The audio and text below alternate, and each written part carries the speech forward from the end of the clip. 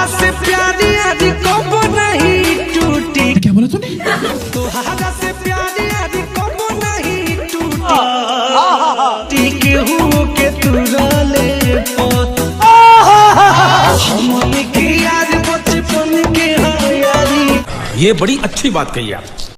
यारी छुट्टियों डीजे कुंदन राजा। तो का हाल बा भाई लोग, आशा करतनी कि अच्छा होखब आ मस्त होखब। तो भैया फिर एगो सनी पांडे के आप लोग गाना सुनिए जा कि हमनी के यार बचपन के यारी यारी छूटी अब मुँहले पर। ई गाना बा, ई सनी पांडे के भैया वायरल सॉन्ग बा। ई के होई कि आईफोन ले ले होई ई गाना के ना सुन ले भैया। तो भैया दुनिया के बिहार के कोना कोना पूरा यूपी बिहार पूरा दुनिया में ऑल इंडिया में भैया ई गाना बारी गेल बा। हमनी के यार बचपन के यारी यारी टूटी अब मुँहले पर। तो भैया ई सनी पांडे के भैया गाना भी चोरी हो गेल बा। अब भैया कैसे के छोड़ौलस? तो भैया खूब बढ़िया गीतकार के हम नाम रखब आप लोग के, जवन की सबके गाना लिख के दे देत आज स्टार हो गई बना। तो अपना के बहुत पावरफुल समझता ना। तो भैया ऊ गाना के छोड़ौले बना। तो अब हम का कहीं, अब नाम रखतनी उनकर नाम बाटे विजय चौहान, जवन की शिल्पी राज के चमचा बना।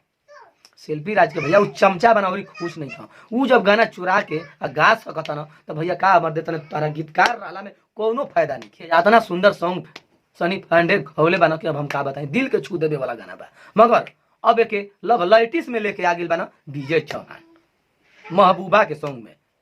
तो भैया आप लोग अगर यकीन नहीं के हो, विश्वास नहीं के हो, तो आप लोग साइड में देखें। अरे गुजरले नजरी से जबते गुजरी। क्या बोला तूने? अरे गुजरले नजरी से जबते गुजरी। धड़केला जोरे से तोई कही गो दिल बाबे सीना के भीतरिया। समझ रहे हो?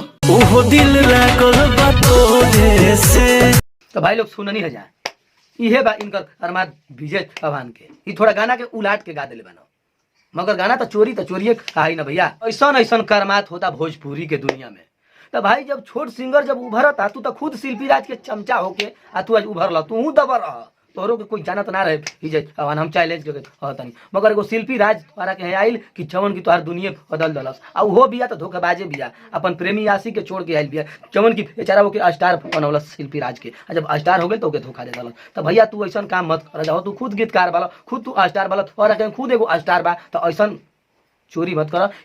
जो भी नीचे से ऊपर आवता ओकर गाना चोरी करे का प्रयास मत करा जा। हम तो ये कहब भैया, अगर ऐसा काम कर बजा तो देखे वाला श्रोता उन लोग के गाड़ी दिया तो ओके आशीर्वाद ना दिया, हम ये कहब। तो भाई लोग ये कुल वीडियो आवता, यही से हम रोस्टिंग करे पल अचार हो गए। अगर ये वीडियो आप लोग के थोड़ा भी अच्छा लगी तो एक लाइक करके शेयर कर दी, अगर चैनल के सब्सक्राइब कर दी, हमारे पेज पर एक नहीं तो फॉलो कर दी फेसबुक पेज पर। तो भाई लोग ऐसा कुल हम अपन वीडियो आप लोग के लेके आवत रह, जे भी गलत करी हम ओके लेके आवत रहो। तो भाई लोग मिला तनी फिर कोनो दूसर वीडियो के लेके, तब तक के लिए नमस्कार प्रणाम धन्यवाद।